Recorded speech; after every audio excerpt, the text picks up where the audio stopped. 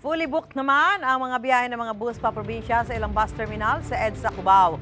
Live mula sa Quezon City, may unang balita si James Agustin. James? Susan, good morning. Ngayon pa lamang may mga kababayan na tayo na pauwi sa kanilang mga probinsya para raw makaiwas sa dagsa ng mga pasahero sa bus terminal sa mga susunod na araw. Pero fully booked na nga ang ilang biyahe tulad halimbawa noong patungo sa Bicol, Baguio at Zambales. Sa bus terminal na ito sa Cubao, fully booked na ang mga biyahe ng air-conditioned buses pa Camarines Norte hanggang March 31. Hanggang March 28 naman, fully booked ang pa Camarines Sur. May mga ordinary bus naman daw na bumabiyahe kada araw. Ang fully book po namin ay mga aircon buses lang. Pero yung mas ordinary po, first come, first serve po. Pwede naman pong sumakay tayo sa ordinary. Pero may extra bus pa pong aircon kung sakali man pong magsusobra pa rin ng mga pasahero. May extra bus pong aircon na gagamitin pa. Ang pamilya ni Arlene galing pang Ilocos Sur. Kadarating lang nila sa Metro Manila kanina madaling araw pero muling babiyahe pa Camarines Norte. Para nga kami ay hindi abot sa siksikan ng biyahe. Kasi yun nga, wala naman ng reservation. Tapos mahirap na sumakay. Magkakalayo kami. Tuwing Holy Week, ginagawa namin yung family reunion.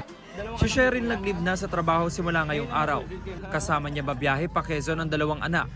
Para makaaga kami ng biyahe kasi 'di ba sa mahirap ng biyahe sa Miraculous.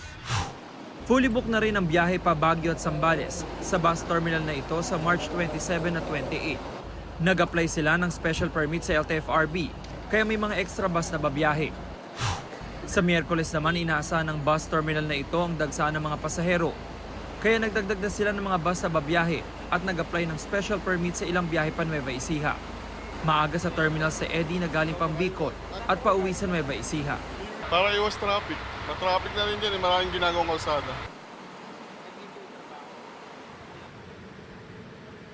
Susan, mahigpit naman yung seguridad na pinapatupad dun sa mga naikutan nating bus terminal dito sa Cubao. Paalala sa mga pasahero na bawal pa rin po yung pagdadala ng mga pinagbabawal na bagay tulad halimbawa ng baril, bladed weapon at mga flammable materials. Yan ang unang balita mula rito sa Quezon City. Ako po si James Agustin para sa GMA Integrated News.